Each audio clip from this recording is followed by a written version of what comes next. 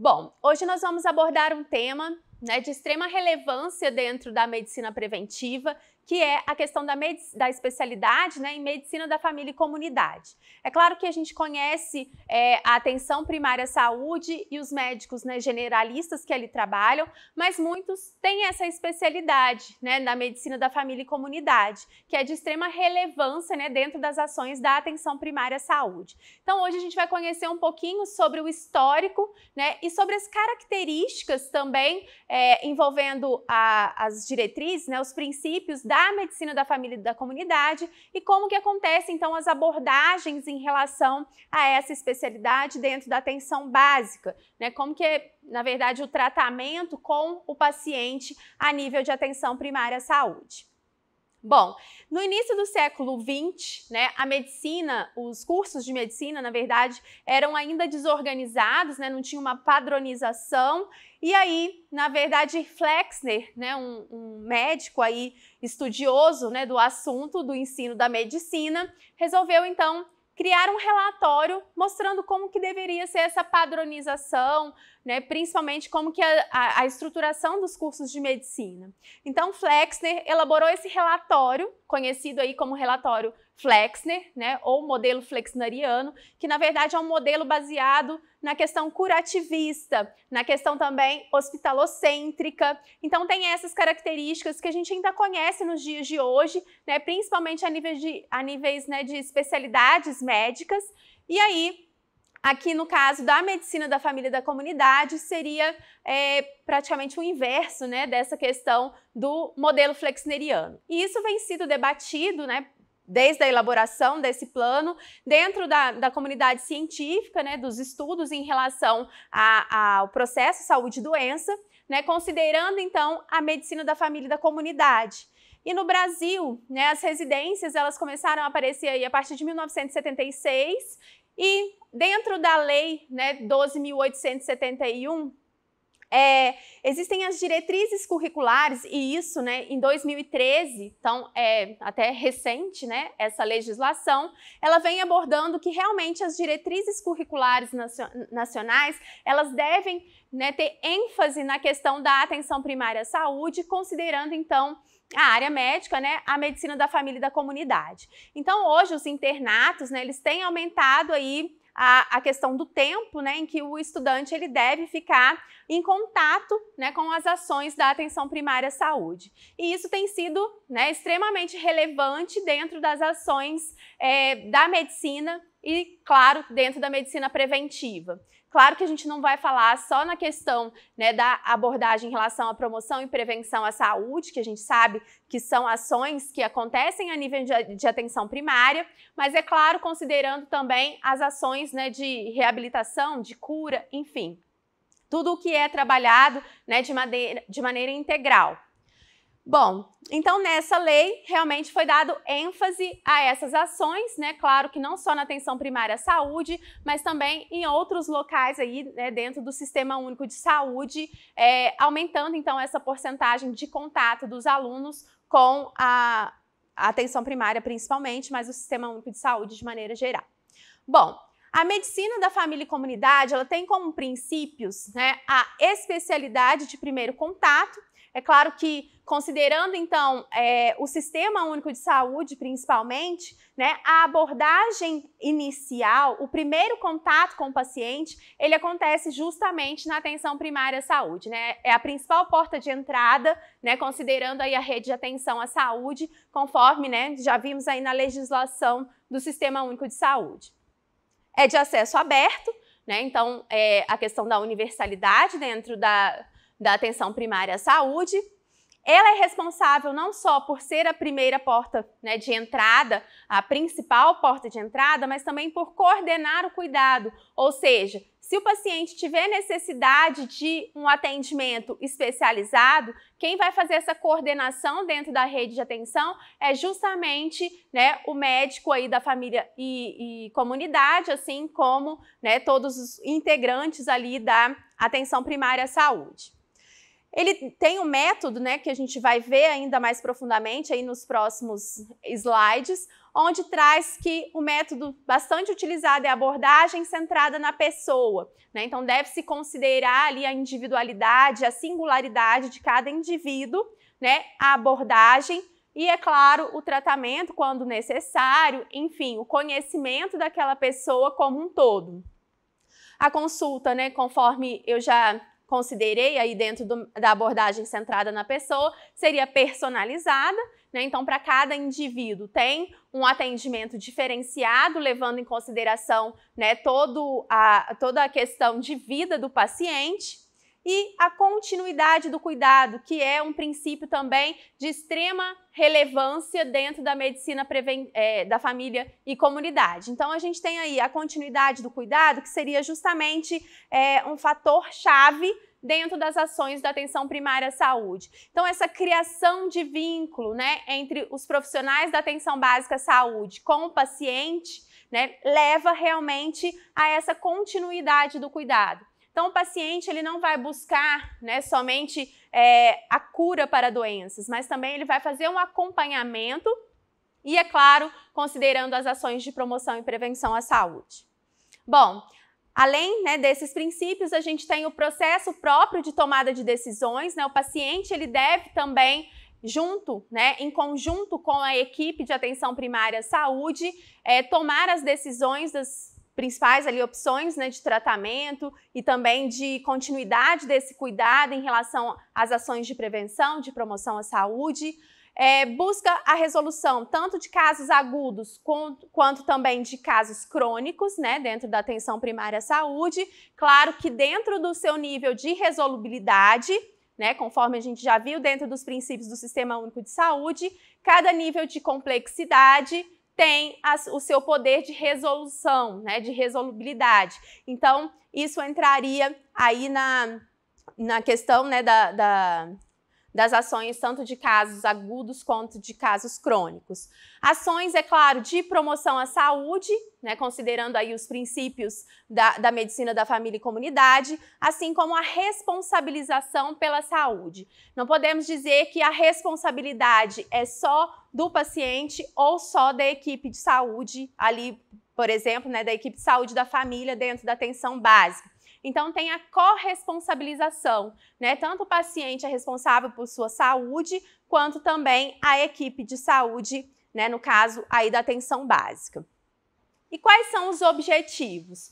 O principal objetivo seria justamente atuar na atenção primária à saúde, né? Então, a medicina da família e comunidade vem justamente, né, como principal objetivo essa atuação a nível de atenção básica, com essa abordagem biopsicossocial, né, que a gente já comentou aí também nos primeiros slides. Desenvolver ações integradas, né, tanto ações de promoção quanto de prevenção à saúde, assim como articulação com outros níveis de atenção quando necessário.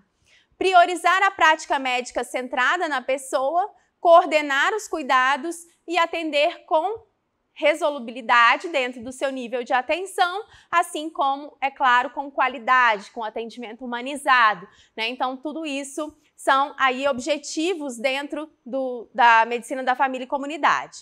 Desenvolver, planejar, executar e, é claro, avaliar se essas ações, né, elas estão sendo realmente efetivas, tanto nas ações, né, de promoção à saúde, quanto prevenção, mas também de cura e reabilitação. Estimular a resiliência, autonomia e participação também da comunidade, né? Não adianta você ter uma estruturação ali na sua unidade básica de saúde, mas não ter a participação da comunidade. Então, estimular também essa participação da comunidade nas ações da atenção básica.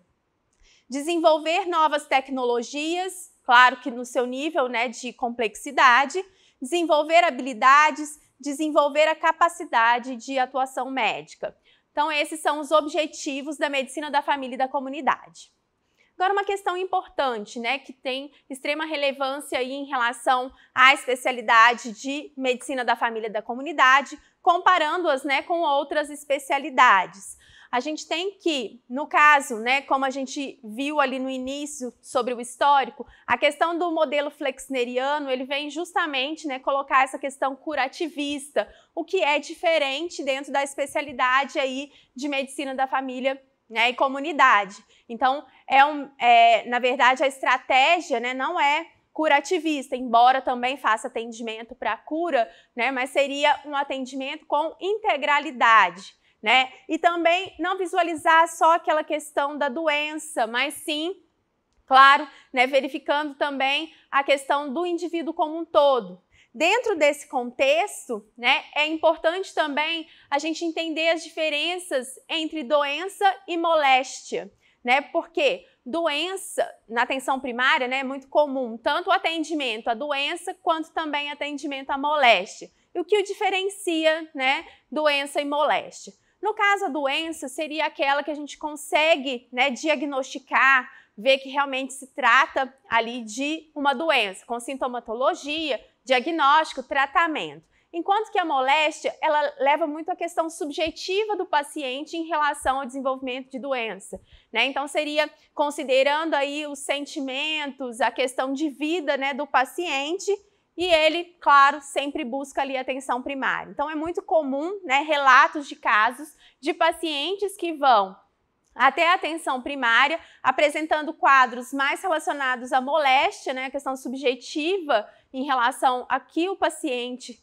está, né, sentindo naquele momento, mas é bom, né, que a especialidade de medicina da família e da comunidade saiba entender esse processo de moléstia, por conta que muita moléstia pode acabar, né, desenvolvendo quadros realmente específicos em relação a algumas doenças. Então, essa diferença também é muito importante dentro das ações aí da medicina da família e comunidade, né, considerando aí o atendimento na atenção básica. Bom, em relação à medicina da família e da comunidade, né, em relação ao método de abordagem, conforme eu disse para vocês, o método clínico centrado na pessoa seria, né, a principal forma de abordagem individual ali no caso, né, com o paciente. O que seria esse método clínico centrado na pessoa? Primeiro, né, explorar a doença e experiência do paciente. Então, conforme eu estava dizendo no slide anterior, a questão, né, de diferenciação entre moléstia e entre doença, é saber, né, explorar ali o que o paciente está sentindo, as condições, né, da pessoa ali, da vida dele como um todo, né? Então, é o próximo passo aí do método clínico centrado na pessoa, que seria entender a pessoa como um todo. Incorporar também medidas de promoção e prevenção à saúde, né, dentro desse trabalho, desse método clínico. Então, não só tratar, né, de alguma doença específica que o paciente vem apresentar, mas também orientar em relação às ações de promoção e prevenção à saúde. Então, isso seria a integralidade, né, dentro das ações, tanto no Sistema Único de Saúde, né, como também no aspecto mais amplo, mas também das questões relacionadas ao atendimento na atenção básica à saúde. Elaborar um projeto, né, um manejo desses problemas, mas considerando, né, que deve-se ser realista, ou seja, quais são os profissionais ali que podem ajudar no atendimento, né, que estão ali presentes, ou seja, né, trabalhar com a realidade da unidade básica de saúde ou do sistema, né, da rede de atenção à saúde, em relação, né, aos tipos de tratamentos oferecidos dentro do Sistema Único de Saúde. Então, isso é ser realista. E intensificar também essa relação médico-pessoa. Conforme, né, eu estava falando da questão dos princípios, né, da medicina da família e comunidade, essa questão da criação de vínculo é muito importante, né, para que se tenha a continuidade do cuidado. Então, intensificar essa relação seria justamente essa criação de vínculo para que o paciente não abandone ali, né, esse acompanhamento em relação aos cuidados dentro da atenção primária, considerando não só o enfoque na doença, mas a questão, né, da integralidade. Bom, além de fazer a abordagem correta, existem também métodos, né, para se registrar clinicamente, ou seja, tem a maneira correta, né, para se fazer esse registro desses encontros, dessas consultas, né? Então, não só o prontuário, né, mas um registro completo, né, em relação a toda essa conversa com o paciente, né? Então, esse registro clínico orientado por problema, né, ele é conhecido como a principal metodologia aí para, né, se fazer o registro dessas questões todas do paciente, né, considerando tanto a base de dados em relação ao individual dele, né, questões, né, práticas aí de realmente, né, dados pessoais ali, né, daquele indivíduo, assim como listar também os problemas e, é claro, a evolução clínica. E aí a gente pode colocar 4 componentes aí em relação, né, a esse registro. Bom, e além disso, né, considerando as fichas de acompanhamento. Então, isso seria a base de dados, né, dos dados pessoais do paciente, onde envolve, né, a questão dos dados pessoais do paciente, mais a história clínica, a história de vida, os exames que foram realizados, assim como o exame físico, mas também os exames complementares. E, é claro, elaborar uma lista de problemas e considerar ainda as notas de evolução clínica. É claro que a lista de problemas, né, a nota de evolução clínica, isso vai ser bem dinâmico, né, de acordo com que o paciente vai fazendo as consultas, né, isso vai sendo aí alterado. Bom, o que seriam essas notas de evolução clínica, que a gente tem essa sigla aí, né, SOAP? O S seria de subjetivo, então durante a entrevista ali, a anamnese com o paciente, né, você vai fazer, então, ali as suas notas. Depois, o objetivo, né, que são anotados aí os resultados relevantes, tanto dos exames físicos quanto também complementares, assim como a avaliação, né, a definição e classificação de acordo aí, né, com as normas, né, da atenção primária, o CIAP, assim como as normas, né, internacionais, no caso da atenção primária. E também, é claro, o plano. O que seria o plano? O plano seria justamente ali, né, associado tanto à conversa, né, entre o médico e o paciente, os dois entrando em acordo, né, considerando aí o método clínico centrado na pessoa. Vocês, então, paciente e médico, vão chegar a uma conclusão da melhor estratégia para o tratamento, né, em relação à terapêutica, em relação também às ferramentas diagnósticas, né, que foram utilizadas, e, é claro, também desse segmento, desse acompanhamento, né, durante aí todo esse processo, né, de continuidade do cuidado, né, que é tão importante dentro da atenção básica. E, é claro, a gente deve considerar também as ações de educação e saúde, considerando que o plano ele não envolve somente a questão da doença, mas também de todo o cuidado integral com o paciente. Então, ações também de educação em saúde, condições para melhorar, né, a saúde daquele paciente. O que seria um exemplo, então, né, em relação a esse planejamento, né? Então, o paciente que, por exemplo, tem quadros ali de agudização de quadro de um diabetes, né? Então, ele vai fazer esse acompanhamento e ainda vai ter orientações, né, como melhorar as condições de saúde para que não venha, né, a ter aí um novo quadro, né, de agudização e, entre outras, né, consequências em relação ao diabetes.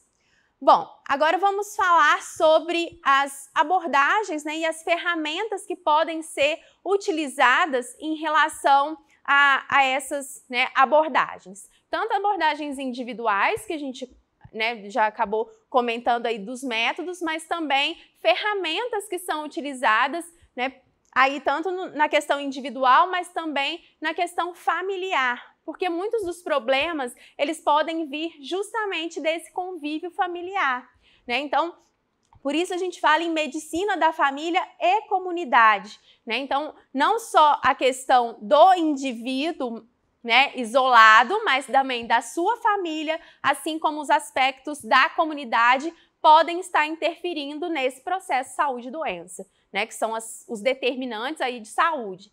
Então, para isso, a gente precisa identificar o tipo de família, né, primeiro, e a gente pode ter aí tanto problemas, né, que estão, na verdade, ocorrendo entre a família, que está causando alguma doença, né, algum impacto na saúde daquele paciente, né, quanto também o próprio indivíduo pode estar tendo algum problema e está aí interferindo também aí na questão, né, familiar. Então é importante que a gente conheça, né, nesse caso, o indivíduo como um todo e também, é claro, a sua vivência, né, em relação à família e em relação à comunidade. Então, por isso eu coloquei ali a família como origem da crise também. Aí vem os tipos de família, né, que seria a família, considerando aí a família nuclear, né, que é a considerada aquela união, né, do casal e os seus filhos. Assim como a família ela pode ser composta também, né, pode ter a participação aí de outros cônjuges, né, com a questão da presença dos filhos, né, então a participação de outras, né, pessoas além daquele casal, assim como a gente tem as famílias extensas, né, que seriam aquelas, por exemplo, 3 gerações, né, vivendo ali naquele mesmo espaço, né? Então, isso seria a família composta. Isso, né, a gente já pode ir começando a avaliação dessa abordagem, né, em relação à família. Outra questão importante, né, que aí vem um quadro, né, mostrando todas as fases do ciclo vital, né, que também é importante porque à medida, né, que esses estágios vão modificando e principalmente a passagem, né, de um estágio para o outro, isso pode trazer com certeza, né, interferentes em relação às condições ali, né, de saúde da família. Então é importante que a gente conheça e identifique, né, quais são os estágios ali que aquela família está passando. O que seria isso, né? Ali a gente tem a questão do adulto jovem, independente, outro seria a questão do casamento, e aí vem as características, né? Por exemplo, no caso do casamento, um novo casal ali, né, começa, por exemplo, a morar junto, e aí, na verdade, vem as tarefas, né, de cada um, o conhecimento, né, recíproco, enfim. Essas tarefas que muitas vezes elas podem, né, não ser realizadas da maneira correta e acabar interferindo, né, no processo saúde e doença. Então, todos esses estágios, né, que estão aí nos próximos slides, né, o nascimento, né, do primeiro filho, a questão, né, dos familiares com filhos pequenos, a questão do próprio envelhecimento. Então, tudo isso, né, são estágios aí do ciclo vital e que aí vem tanto as características quanto também as tarefas. E à medida que isso, né, dentro das condições aí de cada família vai acontecendo, né, a questão do ninho vazio, por exemplo, quando os filhos saem de casa, então tudo isso com certeza pode influenciar naquela família, né, nas condições de saúde daquela família. E aí vem aquelas crises que a gente conhece como crises normativas, considerando, né, esses estágios do ciclo de vida.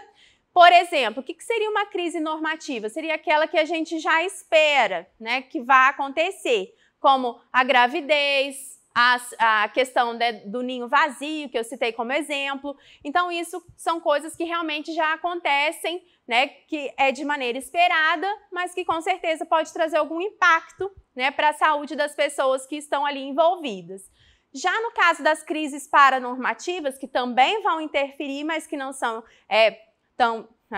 esperadas, na verdade, né, isso pode fazer com que, na verdade, a gente tenha ainda problemas maiores, né, em relação a essas questões, como, por exemplo, mudança de residência, a questão do desemprego, ou uma doença grave, ou a questão do suicídio, ou prisão, né, de algum ente da família. Então, isso são crises, né, que não são esperadas, acontecem, né, de alguma forma inesperada, e aí isso pode trazer, né, algum impacto aí em relação à saúde da família. Então, é importante, né, que se tenha ali a informação, né, a respeito de que estágio do ciclo vital que eles estão, assim como, né, a questão da estrutura, né, familiar, conforme eu citei lá nos slides anteriores, né, a família nuclear, composta, enfim. isso é importante, né, para o entendimento, né, do porquê está trazendo, por exemplo, uma questão, né, daquela questão da moléstia e não de uma doença, né? Então, isso é muito importante para o entendimento ali em relação ao problema, né, do paciente. Bom, as ferramentas, né, de abordagem familiar, então, além do ciclo vital, a gente tem algumas ferramentas, né, de abordagem familiar que ajudam, né, em relação a alguns problemas ali que a gente pode identificar, né, na questão familiar. São várias as ferramentas, né, que visam justamente estreitar essas relações entre profissionais e famílias. Então, muitas vezes essas ferramentas elas são utilizadas, né, em conjunto com a família, né, a descrição ali da questão familiar e também da visão, né, tanto do indivíduo, mas também do profissional de saúde em relação àquele indivíduo com seus familiares e também com a comunidade. A primeira delas, né, bastante conhecida, é o genograma. Ele é daquele modelo estrutural, né, de um heredograma, né, mostrando graficamente, então, a estrutura e o padrão de repetição. Então, são aí pelo menos 3 gerações, né, que são aí identificadas através de símbolos, mostrando justamente as repetições de padrões de doença, relacionamentos, conflitos, né, entre os familiares, uma separação, por exemplo, entre um casal, a morte, né, de um ente, um aborto, né? Então, tudo isso pode ser colocado dentro desse modelo, né, de genograma. Então, é um modelo, né, que se utiliza desses símbolos. Claro que aí estão ilustrados alguns deles, né, mas existem aí outros símbolos que podem ser utilizados, além, é claro, de siglas, né, referente, por exemplo, à presença de diabetes ou de câncer na família. Então, também pode ser utilizado nesse genograma. E isso ajuda, né, a ter uma visão aí em relação à família, né, as gerações, o que aconteceu, né, com cada um em relação à estruturação, né, em relação à perda, né, dos entes, enfim. Isso ajuda a ter uma ideia, né, realmente aí das relações dentro da família. Aqui mostrando, né, alguns símbolos ainda utilizados, né, a ligação, se é uma ligação mais forte, né, se foi rompida essa ligação. Então, tudo isso é bastante considerado, né, dentro aí da análise do genograma. Ali tem uma outra ferramenta, né, em relação à simbologia, que seria o abuso sexual, abuso emocional, abuso físico, né? Então, tudo isso ajuda no entendimento ali, né, do processo saúde e doença daquela família. Então, aqui está um exemplo, né, mostrando aí o genograma, né? Claro que sempre começam ali dos mais velhos para os mais novos e a gente tem que ter pelo menos 3 gerações, né, para fazer essa análise aí. Além do genograma, uma outra ferramenta bastante utilizada também na atenção básica, claro que não são ferramentas exclusivas, mas são bastante utilizadas aí na atenção básica, que seria o ecomapa. O ecomapa, a gente está vendo que tem ali uma relação familiar ali dentro, né, do círculo, mas mostrando também as ligações que cada um deles tem em relação à questão da comunidade, né? Então, qual que é a relação que aquele indivíduo da família, ele tem, né? Na verdade, pode ser individual, pode ser da família, mostrando que relação que ele tem com o trabalho, que relação que ele tem com a escola, né? Se é uma relação forte em relação à religião, por exemplo, se é fraca. Então, tudo isso também vem através de símbolos, né, dessas estruturas aí que vocês estão visualizando, né, mostrando ligação forte, ligação fraca, né, mostrando, então, a questão não só do indivíduo, não só da família, mas também abrangendo aí a questão do relacionamento com a comunidade. Isso tudo por quê? Porque a gente sabe que, na verdade, a saúde, ela realmente tem impacto, né, em relação aos determinantes sociais de saúde. Então, a gente precisa conhecer, né, quais são esses determinantes que estão influenciando nas condições de saúde daquela família, por exemplo. Então, aqui mostrando, né, os símbolos que são utilizados, as linhas contínuas, que seriam as ligações fortes, sólidas, ali com barra, né, ou talhada, significa aspectos mais estressados, enfim, existem vários símbolos aí que podem ser utilizados também a nível de ecomapas. Agora, uma questão interessante também dentro da medicina da família e da comunidade seria em relação à atenção domiciliar. Então, além, né, dessa questão do atendimento ali individual, da relação também, né, com a comunidade, da relação com a família, tem essa questão também que a gente deve abordar na questão da especialidade da medicina da família e da comunidade, que seria o atendimento domiciliar. Quando que ele deve ser realizado, né? Porque uma das ações dentro da atenção básica seria justamente esse atendimento domiciliar. Mas será que é só a atenção básica que deve fazer, né, esse atendimento? Será que todos os pacientes, né, a atenção básica ela tem estrutura, né, inclusive tecnológica, para o atendimento desse atendimento? Não, a gente vai perceber, né, que esse atendimento domiciliar, ele é, né, realizado a partir, né, de uma equipe de atenção básica para determinadas condições. Para outras, a gente tem o serviço de atenção domiciliar, né, que a gente vai ver, então, quando que é atenção básica, quando que é o serviço, né, de atenção domiciliar. Então, a gente tem aí questões como envelhecimento, né, populacional, a sobrecarga nos serviços hospitalares, a questão, né, do Humaniza SUS, né, humanização nos serviços, as novas demandas que estão, né, aí assolando principalmente por essa transição epidemiológica, o aumento, né, de doenças crônicas e, consequentemente, né, do atendimento na atenção básica. Então, criou-se aí, né, o programa Melhor em Casa em 2011. Então, alguns atendimentos que são possíveis de realizar em casa, né, tem esse programa aí, né, chamado de Melhor em Casa. E a atenção básica, ela participa dele, né? Então, a gente tem aí alguns conceitos, né, importantes, que colocaria a questão da atenção domiciliar como uma modalidade de atenção à saúde integrada à rede de atenção à saúde. E aí, se a gente pensa em rede de atenção à saúde, a gente tem atendimento, né, claro, da atenção básica, mas também com a atuação do serviço de atenção domiciliar, que é o que eu falei, né, anteriormente. Então, esse serviço é um serviço complementar, né, aos cuidados realizados na atenção básica. Então, a gente vai ver que existem equipes, né, aí multiprofissionais que trabalham na atenção domiciliar, assim como equipes de apoio, que vão, então, atender aquelas pessoas que têm aí questões, né, que exigem tratamentos com uma tecnologia maior ou mais vezes por semana. Então, a gente tem esse tipo de atendimento. E, além disso, uma questão importante também seria a participação do cuidador, né? Fundamental que se tenha o cuidador, seja uma pessoa da família, uma pessoa, né, ali que não é da família, mas tem que ter a participação de um cuidador para que se tenha esse serviço, né, de atenção no domicílio. Bom, então, dentro dessa questão da atenção domiciliar, existem, então, 3 tipos, né, de atenção domiciliar, A1, A2 e A3.